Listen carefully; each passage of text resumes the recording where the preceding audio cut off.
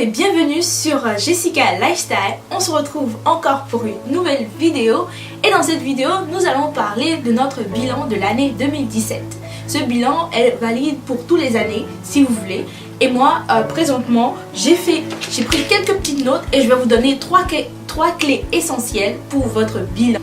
Clé numéro 1, vous allez faire le point de votre année 2017. Oui, c'est essentiel de faire le point de l'année 2017. On ne peut pas entrer dans une nouvelle saison sans faire le point de l'ancienne saison. Alors aujourd'hui, je vous encourage à faire le point de tout ce qui s'est passé dans votre vie en cette année 2017. Si vous avez eu des objectifs pas atteints, c'est pas grave, rendez grâce à Dieu parce que toute chose concourt au bien de ceux qui aiment Dieu. Vous dit, ne découragez pas, comme le dit Ephésiens 5 verset 20. Alors il est temps pour vous de continuer avec les mêmes objectifs pour la nouvelle année 2018. Et présentement, faire le point de tout ce que vous avez réussi et de tout ce que vous n'avez pas pu réussir.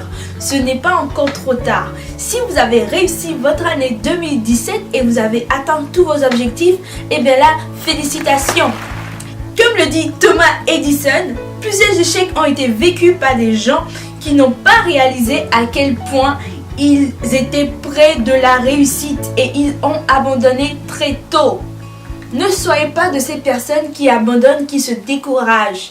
Je vous encourage à continuer à persévérer avec les mêmes objectifs pour l'année 2018. Clé numéro 2, pour ceux qui n'ont pas atteint leur objectif ou qui n'ont pas fini avec les objectifs de l'année 2017.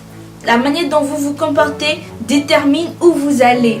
Alors pensez positivement, parlez positivement de tout ce qui vous arrive et ayez cette attitude de dire oui, je suis capable, j'ai Dieu à mes côtés. Dans Proverbe 18, 21, il est dit la vie et la mort sont au pouvoir de la langue. Alors faites attention à ce que vous déclarez, à ce que vous dites à votre sujet et à tout ce qui vous arrive. Est-ce que de la source d'eau salée peut ressortir une eau amère? Non, je ne pense pas. Alors essayez vraiment de rester positif et de continuer à avoir cette bonne attitude. Parce que ça va vous aider à accomplir également ces objectifs que vous avez manqués ou que vous n'avez pas eu peut-être le temps de le faire. On ne se décourage pas et on garde la bonne attitude. On continue avec la deuxième clé, la deuxième sous-clé, on va dire, dans cette section. Il faut comprendre que lorsque vous êtes tombé, vous avez échoué cet objectif, vous n'avez peut-être pas réussi à un examen, vous n'avez peut-être pas réussi à vos cours, ou peut-être vous n'avez pas réussi à avoir un contrat dans une entreprise, vous n'avez peut-être pas eu encore votre travail, ou plein d'autres choses qui vous arrivent, le mariage que vous avez recherché, que vous n'avez pas encore eu, ce genre de choses.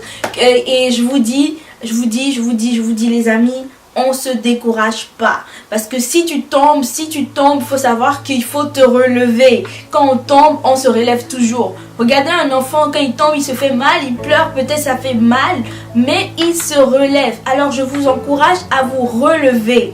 Sachez que l'échec n'est pas votre destination, car la parole de Dieu dit que Dieu a prévu des plans de bonheur pour vous donner un avenir et une espérance. Alors accrochez-vous à la parole de Dieu, accrochez-vous à ses promesses et je crois que tout ira bien.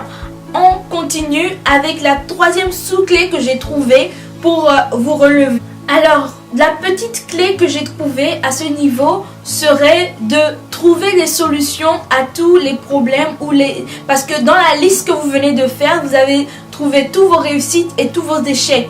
Alors dans la liste des échecs, ce que je vous conseille à faire, c'est de regarder des solutions aux échecs. Qu'est-ce que vous avez manqué? Qu'est-ce que vous auriez pu faire pour atteindre votre objectif? Alors regardez à cela.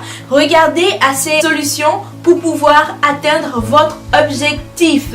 C'est très important de ne pas rentrer dans une nouvelle année sans pouvoir se dire « Oh, ok, voilà ce que j'ai manqué, voilà ce que j'aurais pu faire pour atteindre mon objectif. » Donc, essayez vraiment de vous asseoir, de prendre votre temps, de prendre un temps calme à vous et de faire ce bilan-là. C'est bien, c'est le temps des fêtes, on se réjouit et tout, on dépense même beaucoup plus. Et peut-être que votre objectif, c'est d'avoir un certain budget à la fin de cette année que vous n'avez pas. Alors asseyez-vous peut-être et dites-vous, ok là, qu'est-ce que j'ai manqué, qu'est-ce que j'aurais pu faire? C'est très important. Alors, la clé numéro 3, c'est d'oublier. Comme l'a dit Nelson Mandela, si vous oubliez, vous serez libre. Alors, je vous encourage à être libre en oubliant. Qu'est-ce que je veux dire par là?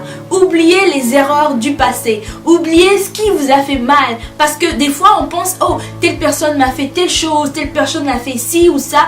Et vous pensez à ces choses au lieu de penser à l'avenir.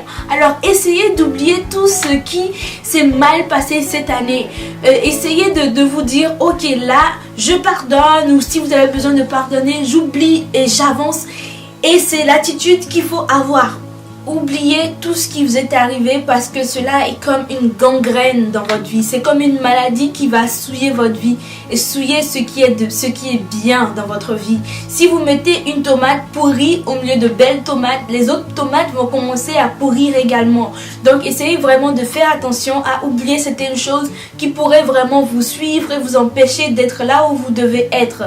Allez au-delà de vos limites. Ne vous limitez pas. Allez vraiment au-delà de vos limites. Allez chercher ce qui ne va pas. Laissez ces choses et allez au-delà de vos limites. Avancez, persévérez. Et c'est ce que je peux vous conseiller dans cette vidéo. Pour terminer, je dirais, lisez la parole de Dieu. Et essayez de vraiment renouveler vos pensées à travers la parole. Et n'essayez pas seulement d'avoir du réconfort dans les amis ou dans la famille. Essayez vraiment de revenir à Dieu et savoir, ok, qu'est-ce que Dieu attend de moi? Qu'est-ce que Dieu pense de moi? C'est le plus important. Effacez vraiment tout ce qui est négatif, tout ce que les gens ont pu dire à votre sujet et sachez que vous êtes capable. Commencez maintenant. N'attendez pas plus tard. N'attendez pas dans quelques jours. N'attendez pas le 1er janvier 2018 en disant, ok, là je fais le point de 2017.